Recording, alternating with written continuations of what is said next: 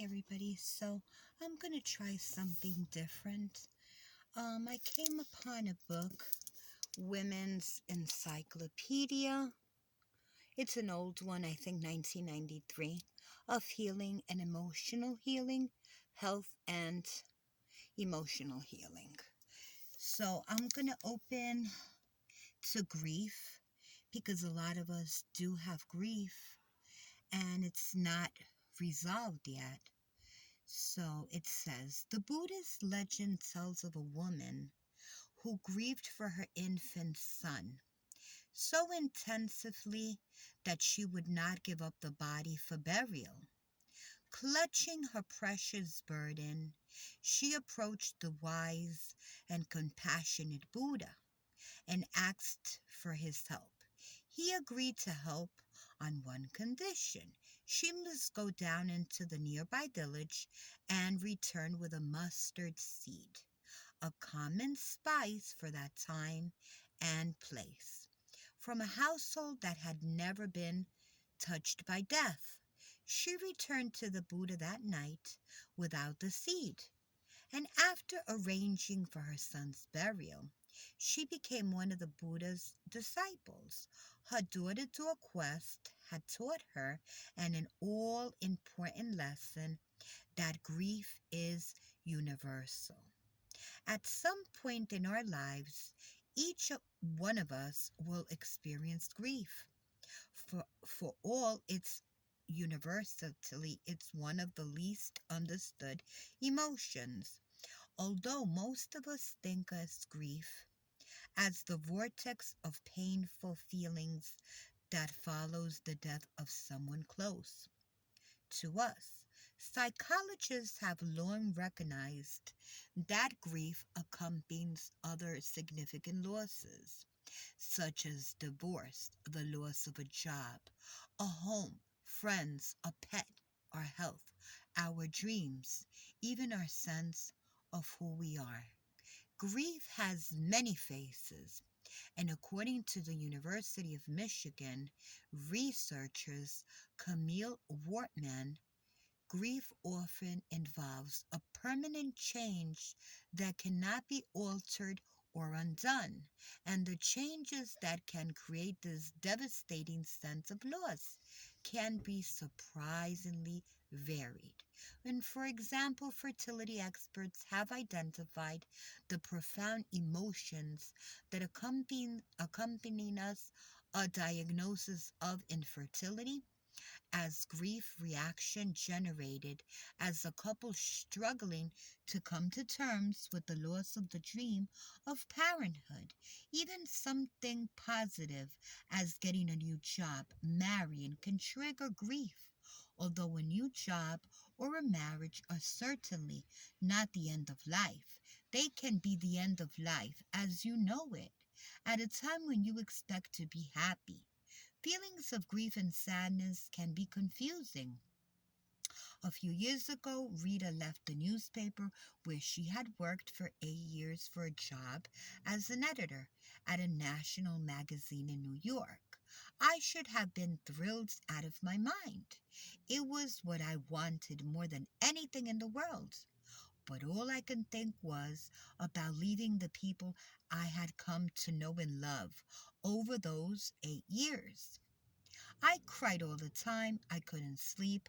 I alternately stopped eating or overate. I knew enough to know that those were the signs of depression, but I couldn't figure out why I was depressed. I finally went to a counselor who helped me realize that I was grieving for the life and the people I was leaving behind. What makes a loss painful and hard to bear, says therapist Ali Renee, is the meaning we have given sometimes unconditional to what we have lost. The more of ourselves we have invested in a person, place, or thing, the more deeply we feel the loss. And being cut off from that someone or something, writes Dr. Bozarth in the book Life is Goodbye, Life is Hello. I am in fact cut off from the part of me that others represented. I have lost a part of my own self. Finding my way back to the missing part of myself, reclaiming it from the person or thing now gone, is the process I have called grieving. It is literally a life saving process. As you live and grieve, it is also a painful and frightening process, although it's generally accepted that the grieving process is a series of phases that range from shock, confusion, to the regaining of equilibrium. It's clear that each person her own individual and solitary journey. We grieve as we live, says Elizabeth Harper Niels. Her book, Seven Choices Taking the Step to a New Life After Losing Someone You Love, was written after dozens of interviews with people who survived the loss of someone close. Also chronicles her own struggle to deal with her husband's death. There is no proper way to grieve, says Dr. Niels. If you display a lot of emotion normally, you may respond with a lot of emotion. A quiet person may respond with an increased quietness. An efficient person may become more efficient. Some people become ill. Some become very angry. Some people act as if nothing happened. Some people will clean the house from top to bottom, and some won't be able to move off the couch. They act the way because something profound has happened, and that's their way of responding. That's their way of coping. It's ridiculous to think there is a proper way to react. The only thing that's proper is to take in account that something has happened that has snapped the thread of continuity in our lives. Give it time. Just as there is no prescription for grieving, there is no timetable for grief. Studies have looked at the course of the grieving process and have found that a significant number of people do not get over it or resolve their feelings for years, if at all. I really do resonate with that. Researchers at the University of California at San Francisco School of Nursing interviewed families that experienced what they may be most grievous loss of all, the loss of a child. They found that a surprising number of families that had lost a child to cancer continued to feel a sense of pain and a sense of loss, often described as an empty space in their lives, 7 to 9 years after. Although the families had gone on with their lives and no longer felt intense pain on a daily basis, they viewed the loss as part of themselves and the grief of connection to the child who has died. Scars are always there, one mother explains. Praise God, my heart does go out. It did touch my family. I haven't lost a child. I did lose a granddaughter, and I don't think I'll ever get over that.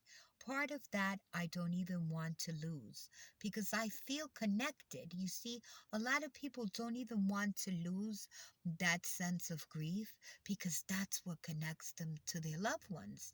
It's a sense of like obligation. You must feel sad in order to feel that they're not forgotten. I resonated again with that. Although these families represented the largest segment of the study group, the researchers found that the other families dealt with the loss of their children in much different ways. Some felt they had truly gotten over it, accepting the death as God's will, or as the parent explains, a thing that happens. Others tried to fill the void by becoming involved in projects such as doing charitable work. Again, I do resonate. I do a lot of charity work. Building a house or by having an adopted child. Also, a great go-to, adopting a child. A chaotic process. In her work, Dr. Nell found that those who successfully deal with the losses in their lives go through a process of healing that is at best chaotic. It's not a straight line.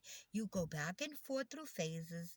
At times it seems you have no direction, but it's all heading towards integrating the experience of making some sense of it.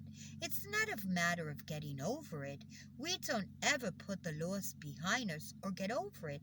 It becomes part of who we are for the rest of our lives, but not in a dominating way. The people I interviewed had integrated their losses into their lives and weren't underdone by them. For many people, the initial reaction to the loss is one of shock and denial, but it's not true denial. The initial numbness we feel is self-protective device and is an anesthetic of the heart. As Dr. Bozarth describes, the merciful numbness allows us to absorb the reality gradually. And one woman recalls repeating the word no over and over again after learning that her best friend had died in a freak car accident. Somewhere inside, I understood what I was hearing, she says, but I didn't want it to be true. After the shock wears off, you may pass through phases of profound sadness, anger, guilt, depression, helplessness, confusion, erratic or impulsive behavior. You may find yourself thinking obsessively about the person you lost. You may experience physical symptoms. Appetite loss, insomnia, even more serious illness are very common. Even though we know that life is ephemeral, we are still shocked, both mentally and physically, by death. And rebuilding a life. In the research, Dr. Neal found that most people go through what she calls a second crisis once the initial distress seems to be over and they come to grips with the long term implications of their profound loss. This second crisis may be even more painful than the first. It is like childbirth, but the new life you are giving birth to is your own. That is so profound. Those longer term tasks of building a new identity, new pattern, new behavior, taking new action will resurrect your grief because, if nothing else, they will remind you of what you have lost, says Dr. Niels. What hard What's hard if you're not leaving the loss behind? She says you're building a new identity. That's you. Plus the loss, you've lost your assumed future, and now you need a new one. That's called hope. That's called life. You don't get that overnight. You may even resist building a new life for yourself out of loyalty to the ones you lost. It's hard, it's very hard, because we don't even know how to love a dead person. Says, so you're in the never land. It is very seductive because it's easier to stay there than to do the next half of the grieving process, which is forging a new identity. In fact, working through grief can be as tough as a second job, says Dr. Neld. It's hard work during which you often make imperceptible process, and relapse can be many. Although your grief is uniquely your own, those who specialize in helping others work through grief have some suggestions reaching the stage of acceptance. Feel the pain. You have to tell the truth about your feelings and you have to feel them, says Dr. Neal. No matter how painful it may be, the first and the best way to grieve is to allow yourself to feel it fully. And I know what that feels like. Pain has a stubborn habit of not going away just because we deny it exists, explains Dr. Bozarth. Pain is an essential part of any growth process, the process of growing up, growing old, growing beyond grief. Ultimately, and I think we're going to finish after this page, ultimately only way to get through something is to get through it. Not over, under, around it, but all the way through. And it has to take as long as it takes. Allow yourself to cry, to yell, to throw things, to feel numb, angry, or scared. Realize that it is normal to feel angry at your loved one, at God, or at the world for hurting or abandoning you. It's normal to feel afraid of life alone or to be afraid about your own future. It it all comes with the territory, says Dr. Nelt. Trying to put up a brave front to hiding your feelings from yourself and others may simply force them to emerge elsewhere in others more destructive ways, she says. Don't be afraid if you think or do crazy, impulsive, seemingly self destructive things after you lose a loved one, explains Dr. Nell. Some people have hallucinations. Oh, wow. Other supernatural experiences after they lose a loved one, she says. After I broke up with my fiance, I went out and slept with anyone who asked me. Wow, that's like, but to each his own, I guess, confesses one woman. I don't know why I didn't come down with a disease. I was that indiscriminative. After a few months of that, I realized how dangerous that was, and I stopped. But for a while, the whole world seemed out of control, and I didn't see why I shouldn't be too.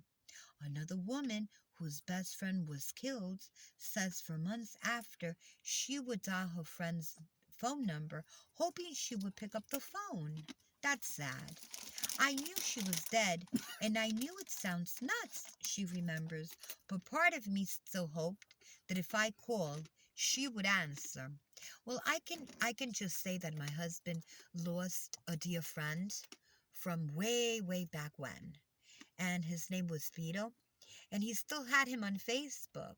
So I remember, I think it was his birthday, and he said, "Happy birthday, Vito." It was just something like very, very sad because you want to hold on. A lot of people still even hold on to the Facebook friendship, but the person passed away, and even family members as a tribute. When you have a hard time coming to grips with your feelings, talk about it. A counselor or an understanding friend can help you enormously. You need someone who is comfortable with your doing your grieving in any way you want to do it, as often as you want to, as long as you need to. Says Dr. Niels, you need someone who doesn't say, "You cry about that picture last week," but instead who says, "You may cry about that picture anytime and as many times as you want." So to wrap it up, do what feels right.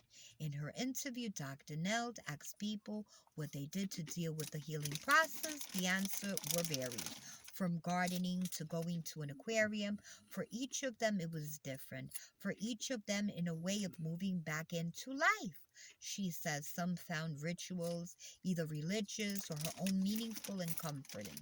Some people exercise, others write in journals, some turn to their faith for comfort, which I do. That is my preference, to reach for the Lord.